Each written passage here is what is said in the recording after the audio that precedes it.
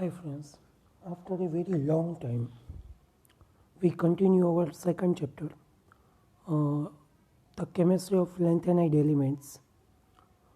Today topic is lanthanide elements, occurrence and important ores. Okay, then we discuss about the lanthanide also called rare earth element. બરાબર કે જે લેન્થેનાઇડ element છે એમને rare earth element કહેવાય.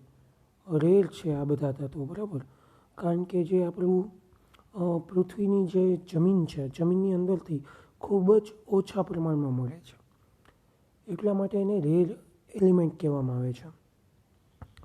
The word earth was used because they occur as oxide, and the word rare was used because their occurrence was believed to be very scarce. Okay, તો word જે છે અર્થ word છે, અર્થ rare earth element, એમાં જે અર્થ શબ્દ છે એ oxide માટે વાપરવામાં આવે છે કે આના જે ઓર છે કે જે આની કાચી ધાતુ છે, બરાબર, તો એ કાચી ધાતુ જે છે એ ટૂંકમાં ઓક્સાઇડના સ્વરૂપમાં આપણને મળે છે. ઓકે, એટલા માટે એની એ વર્ડ માટે ઓક્સાઇડ માટે થઈને આપણે ટૂંકમાં અર્થ શબ્દ વાપર્યો છે. અને રેર એટલા માટે વાપર્યો છે કે એનું ઓકરન્સ જે છે એ ટૂંકમાં ખૂબ જ ઓછા પ્રમાણમાં છે, એટલા માટે.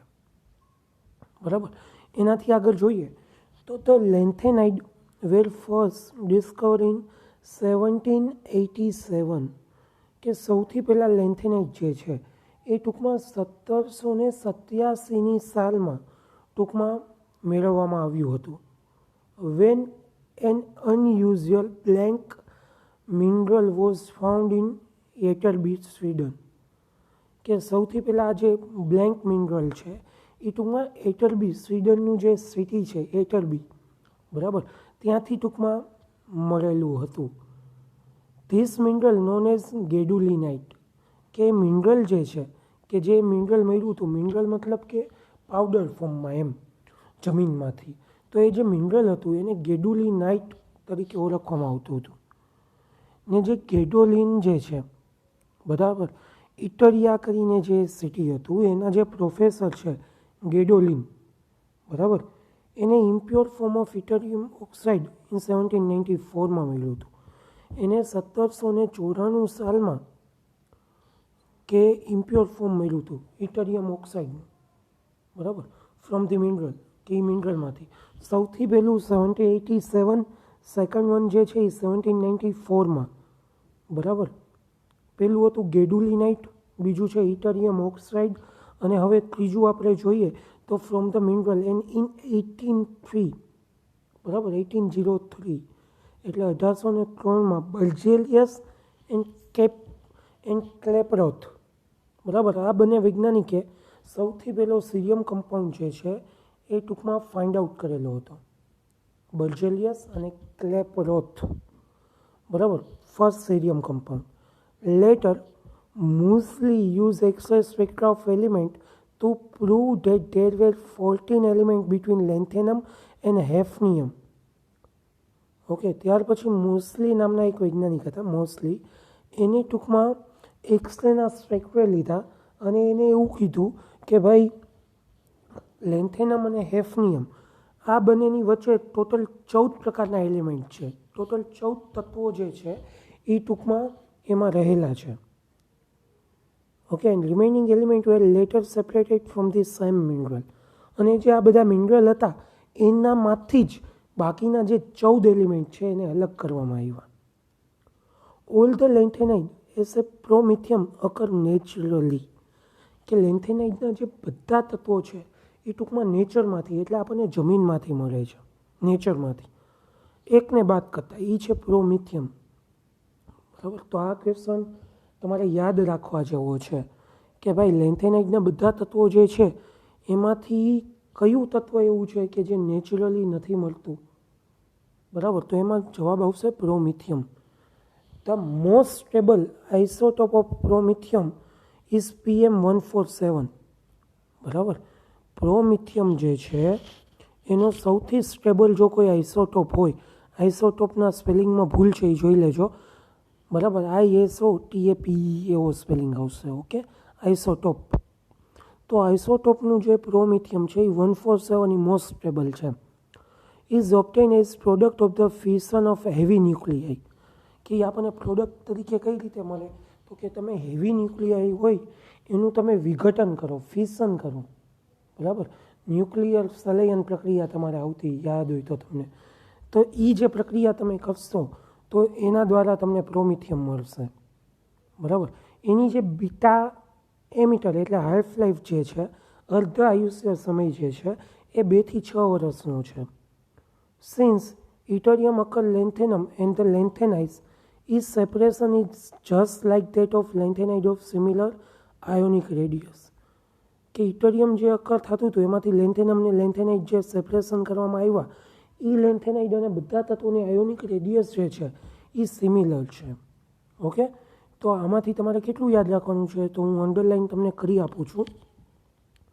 સૌથી પહેલાં તો તમારે એ યાદ રાખવાનું છે કે આ બધા તત્વો કેવા છે? રેર અર્થ એલિમેન્ટ છે. બરાબર, ત્યાર પછી લેન્થેનમ સૌથી પહેલાં કયા સાલમાં ડિસ્કવર થયો હતો? 1787માં ઇટરબી સ્વીડનમાં. ત્યાર પછી એનું નામ શું હતું? ગેડોલિનાઇટ. ત્યાર પછી ગેડોલિન નામના પ્રોફેસરે ઇટરિયમ ઓક્સાઇડ 1794માં શોધ્યું. ત્યાર પછી 1803માં બર્જેલિયસ અને ક્લેફરોથ નામના વૈજ્ઞાનિકે સીરિયમનો પહેલો કમ્પાઉન્ડ ગોઠવ્યો અને મોઝલી નામના વૈજ્ઞાનિકે એક્સ-રે સ્પેક્ટ્રા ઉપરથી કીધું કે ત્યાં 14 તત્વો રહેલા છે લેન્થેનમ અને હેફનિયમની વચ્ચે. બરાબર, તો આટલું તમે યાદ રાખવાનું છે.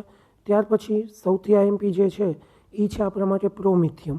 પ્રોમિથિયમ સિવાયના બાકીના બધા તત્વો આપણને નેચરમાંથી મળે છે. સૌથી મોસ્ટ સ્ટેબલ આઇસોટોપ હોય પ્રોમિથિયમનો તો એ છે PM147 ને એ ફિશન દ્વારા મેળવવામાં આવે છે. તો આટલું જે છે એ આપણે આ પેરેગ્રાફમાંથી યાદ રાખવાનું છે. બરાબર, ત્યાર પછી આપણે ઓર્સ અને મિનરલ જોઈએ તો એના જે નામ છે એ બધા તમારે યાદ રાખવા પડશે. નામ મતલબ કે એની જે સાઇન છે એ સીરિયમ માટે સી હોય, ફોસ્ફેટ માટે PO4 હોય તો એ રીતે. બરાબર, અથવા તો સિરાઇટનું શું છે, ગોડેલિનાઇટનું શું છે, ફ્લોરોસેરાઇટનું શું છે, એ રીતે. ઓકે, તો લેન્થેનાઇટના જે બધા તત્વો છે લેન્થેનાઇટ સિરીઝના, એની જે ઓર છે, કાચી ધાતુ જે છે, બરાબર, આપણે કેમ એલ્યુમિનામાંથી મેળવીએ એવી રીતની કાચી ધાતુ બધી. બરાબર, તો લેન્થેનાઇટ સિરીઝની જે બધી કાચી ધાતુ છે એ આપણને અહીંયા આપેલી છે. બરાબર, તો પહેલી જે લેન્થેનાઇટની કાચી ધાતુ છે એ છે મોનેજાઇટ. બરાબર, મોનેજાઇટ જે છે એ છે CePO4, ત્યાર પછી જેનોટાઇમ YPO4, પછી બેસ્ટેનેસાઇટ CFCO3, ફ્લોરેસેરાઇટ, પછી ગેડોલિનાઇટ, સિરાઇટ, યુક્સેનાઇટ, પોલિક્રેઝ અને એલેનાઇટ. બરાબર, પહેલા 4 જે છે એમાં સિંગલ જોવા મળશે. બાકીની બધી જે છે પોલિક્રેઝ છે, એલેનાઇટ છે, યુક્સેનાઇટ છે, એ બધામાં એક કરતાં વધારે તત્વો રહેલા છે. સિરાઇટમાં છે જુઓ તમે. બરાબર, તો આ રીતે ઓર્સ અને મિનરલ જે છે લેન્થેનાઇટની એ આમાંથી 1-2 યાદ રાખો તો ચાલશે. Okay, these are generally found worldwide through most of the commercial extraction is carried out USA, especially from the Californian basinacite. બરાબર, કે આ બધા જે તત્વો છે એ ટૂંકમાં વર્લ્ડ આપણને મળે છે, પણ એનું એક્સટ્રેક્શન જે છે એ મોસ્ટલી યુએસએમાં કરવામાં આવે છે. તમને યુરેનિયમનું ખ્યાલ હોય તો યુરેનિયમનું જે સંકેન્દ્રણ કરવામાં આવતું હતું એ અમેરિકામાં જ થતું હતું. અમેરિકા પાસે જેવો પ્લાન્ટ છે કે જે યુરેનિયમને ક્લીન કરી શકે છે, તો એ રીતે આનું પણ યુએસ જ કરે છે. બરાબર, મોનેજાઇટ અને બેસેનેસાઇટ જે છે એ પ્રિન્સિપલ ઓર છે, એટલે આ બેના નામ તમે યાદ રાખજો. બરાબર, જેનું વર્ક જે છે યુએસએમાં કેલિફોર્નિયામાં કરવામાં આવે છે. બરાબર, the abundance of individual lanthanide varies from one mineral to another. કે એક મિનરલથી તમે બીજા મિનરલમાં જાઓ એટલે જે લેન્થેનાઇટના તત્વો છે એનું જે પ્રમાણ છે એ ટૂંકમાં વેરિએશનવાળું તમને મળી શકે છે, અલગ અલગ. સચ એઝ કે એમાંથી એક એક્ઝામ્પલ આપણને આપ્યું છે જે છે મોનેજાઇટનું, કે મોનેજાઇટ જે છે એ રિચર ઇન ધ લાઇટર એલિમેન્ટ. કે મોનેજાઇટમાં ટૂંકમાં લાઇટર એલિમેન્ટ સૌથી વધારે છે, જ્યારે જેનોટાઇમમાં હેવી મટીરિયલ વધારે છે. તો એ તમે ખાસ યાદ રાખજો. બરાબર, કે મોનેજાઇટ જે છે એમાં લાઇટર એલિમેન્ટ આવે છે, જ્યારે જેનોટાઇપમાં હેવી મટીરિયલ છે. ઓકે, તો આ રીતે તમારે યાદ રાખવાનું છે. ત્યાર પછી આગળ જોઈએ તો કે among all these lanthanide monazite the only important modern source of rare earth. બરાબર, કે આ જે રેર એલિમેન્ટ છે, બરાબર, કે જે ભાગ્યે જ જોવા મળે છે, એમાંની સૌથી વધારે જો કોઈ ઇમ્પોર્ટન્ટ ઓર હોય, કોઈ કાચી ધાતુ હોય સૌથી ઇમ્પોર્ટન્ટ, તો એ છે લેન્થેનાઇટની મોનેઝાઇટ. આ જે ઓર છે, આ જે કાચી ધાતુ છે, એ સૌથી ઇમ્પોર્ટન્ટ છે, કારણ કે એમાં સૌથી વધારે પ્રમાણમાં રેર એલિમેન્ટ રહેલા છે. And workout on the large scale of for thorium and the residue of these process consists of compound of mixed rare earth from which all requirement can be fulfilled. કે આ શા માટે અગત્યનું છે? તો એક જ વસ્તુ યાદ રાખવાની છે કે આપણે યુરેનિયમની જગ્યાએ જેનો ઉર્જાના સોર્સ તરીકે ઉપયોગ કરીએ છીએ એ છે થોરિયમ. બરાબર, તો થોરિયમ જે છે એ સૌથી વધુ પ્રમાણમાં મોનેઝાઇટમાં અવેલેબલ છે. એટલે મોડર્ન જે અત્યારની જે સોર્સ છે રેર એલિમેન્ટનો, એમાં મોનેઝાઇટ જે છે એ આપણી માટે સૌથી અગત્યનું છે, કારણ કે આપણી જે બધી રિક્વાયરમેન્ટ છે એ ફૂલફિલ કરે છે.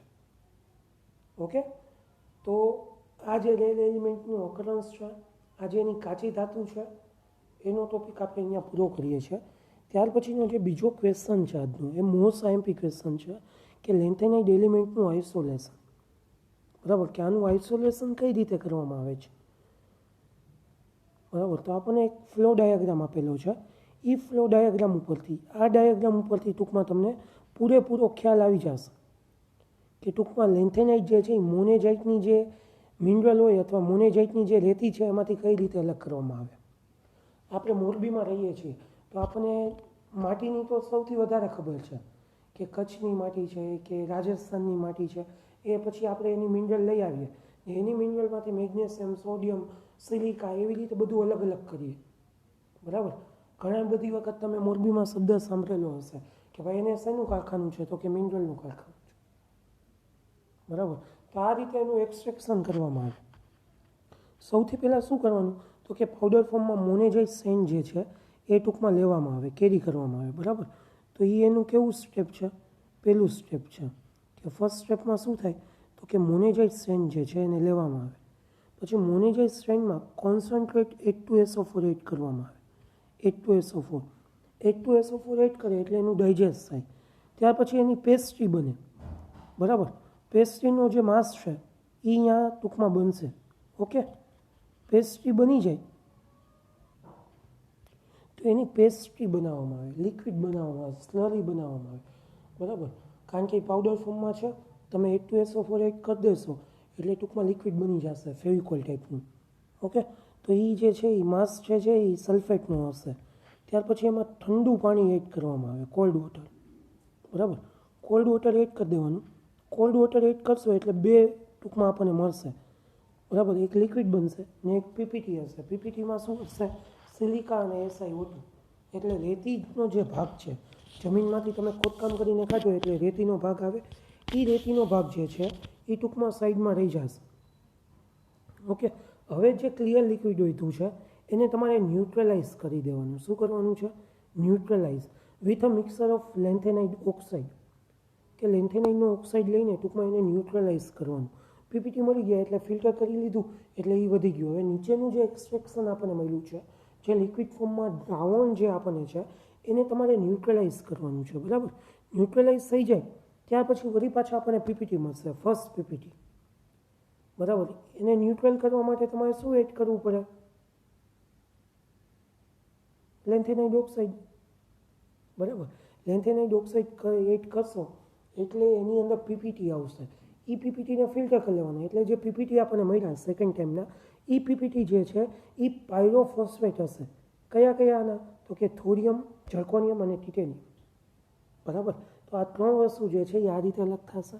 હવે વળી પાછું એને ફિલ્ટર કર્યું, વળી પાછું દ્રાવણ વધ્યું. એ દ્રાવણની અંદર તમારે સોડિયમ સલ્ફેટ એડ કરવાનું છે, ડાયસોડિયમ સલ્ફેટ. ડાયસોડિયમ સલ્ફેટ એડ કરતાની સાથે વળી પાછા પીપીટી મળશે. એ પીપીટીને ટૂંકમાં એ પીપીટીમાં લેન્થેનાઇટ છે. બરાબર, La અને Sn. તો એ બંને જે છે એને અલગ કરવા માટે તમારે એમાં ગરમ NaOH એડ કરવું પડે. બરાબર, એ પીપીટીને ને સામેની બાજુ જે ક્લિયર ગ્રાઉન્ડ લીધું છે એની અંદર હેવી લેન્થેનાઇટ હશે, જીડી અને એલયુ, ગેડેલિનિયમ અને લ્યુટેશિયમ. પછી હોટ NaOH કર્યા પછી એમાં હાઇડ્રોક્સાઇડ હશે. ત્યાર પછી એની અંદર ડ્રાય એર પસાર કરવામાં આવે 100 ડિગ્રી ટેમ્પરેચરે, એટલે એમાં Al2O3, સીરિયમ CuO2, પ્રોમિથિયમ Pr2O3 અને Nd2O3 અને સમેટિયમ એટલે Sm2O3, કે આની ટકાવારી આટલી હશે. સૌથી વધારે CuO2 50%. બરાબર. ત્યાર પછી એની અંદર ડાયલ્યુટ HNO3 એડ કરવાનું, એટલે આપણને CuO2ના જે છે એ પીપીટી મળશે. એની અંદર HNO3 ને H2SO4 એડ કરો એટલે સેરિક નાઇટ્રેટ મળી જાય. તો સેરિક આ રીતે અલગ થઈ ગયું. હવે બાકીના કન્ટેનરમાં લેન્થેનમ, પ્રોમિથિયમ ને ND ને SM વધશે. એને ટૂંકમાં ઇન્ડિવિજ્યુઅલ સેપરેશન કરવામાં આવે છે. તો આ રીતે જે આખું આપણું મોનેજાઇટ સેન્ડ છે, બરાબર, તો એને આખું આ રીતે ટૂંકમાં અલગ કરી શકાય.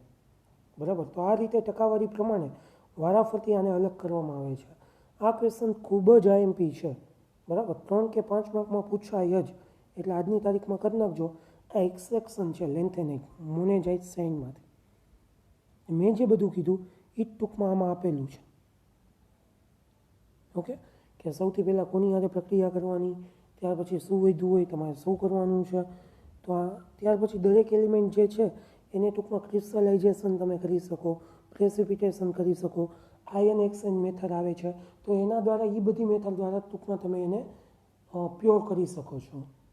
બરાબર, અથવા એને એક્સેપ્ટ કરી શકો છો, સેપરેટ આઉટ કરી શકો છો ઇન્ડિવિજ્યુઅલી મિક્સરમાંથી. ઓકે, તો આ રીતે ટૂંકમાં જે છે એનું આઇસોલેશન થાય. તો આ આઇસોલેશન આજની તારીખમાં લખી નાખજો અને મહેરબાની કરીને રિમેમ્બર કરી લેજો. ઓકે, તો આજના લેક્ચરમાં આટલું આપણે રાખીએ. આવતીકાલથી કન્ટિન્યુ કરશું. Thank you.